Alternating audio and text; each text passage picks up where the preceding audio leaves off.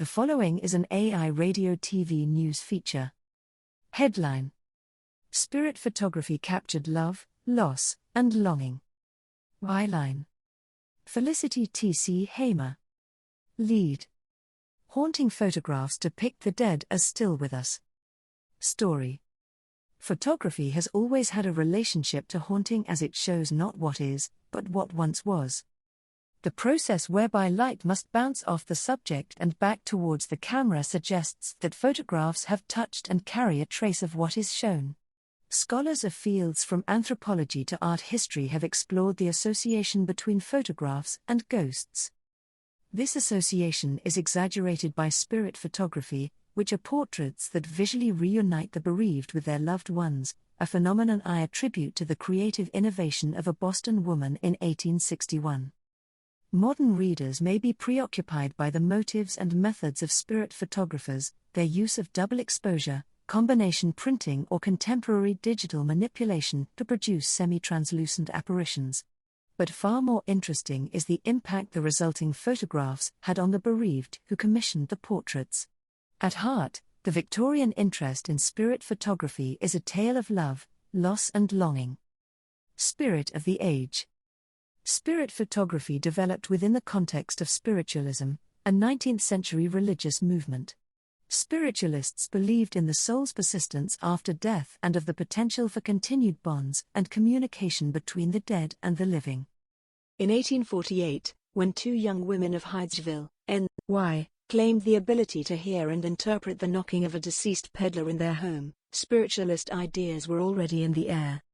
Some 19th-century spiritualist artists saw their work as being inspired by an unseen presence. For example, British artist and medium Georgiana Houghton produced abstract watercolors she dubbed her spirit drawings. Similarly, about 20 years after photography as a medium emerged, spirit photographers began attributing their work to an external force, a presence that temporarily overcame or possessed them.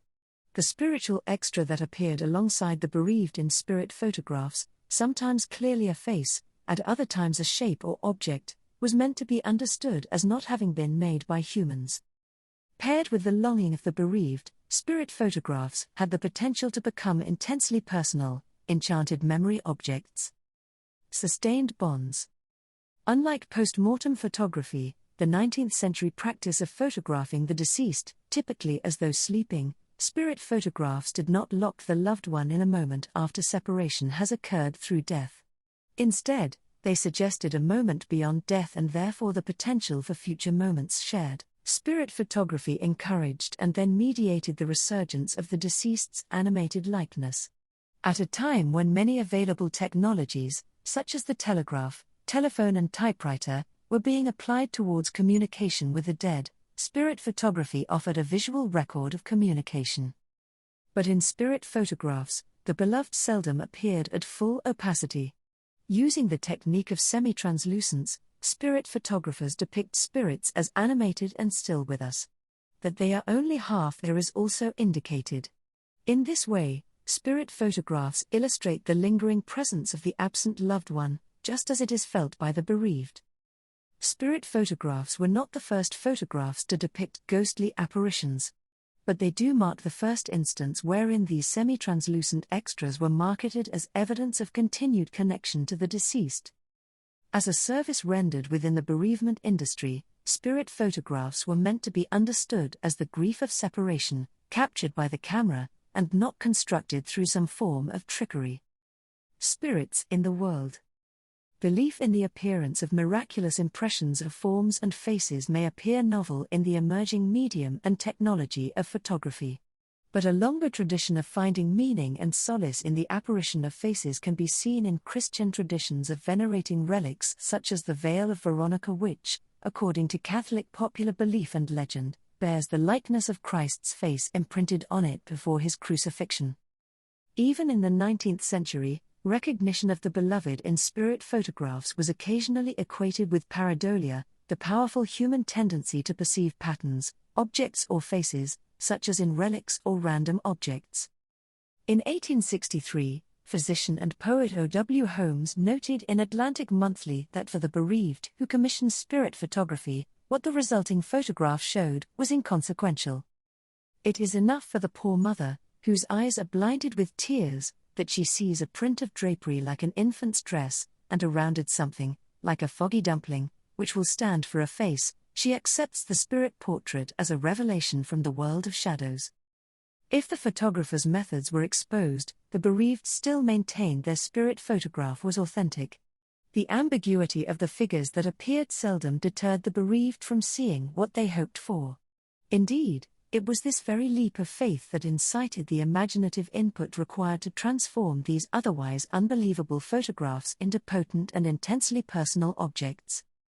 In 1962, a woman who had commissioned a photograph of her late husband shared with the spirit photographer. It is recognized by all that have seen it, who knew him when upon earth, as a perfect likeness, and I am myself satisfied that his spirit was present, although invisible to mortals. Haunting refrains. Spirit photographs were often proven to have been produced through double exposure or by way of combination printing. Thus, it would have been equally possible to produce photographs wherein the deceased appeared at full opacity alongside the bereaved, seamlessly reunited. And yet the tendency to present the absent individual at a lesser opacity has persisted, even within contemporary, digitally produced composite portraits. The use of semi-translucence in depicting the remembered individual is a deliberate indication of a presence that is felt but not seen, except by those attuned to it.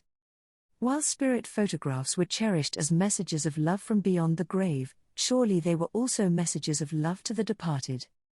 For more news from AI Radio TV News, visit airadiotvnews.ca.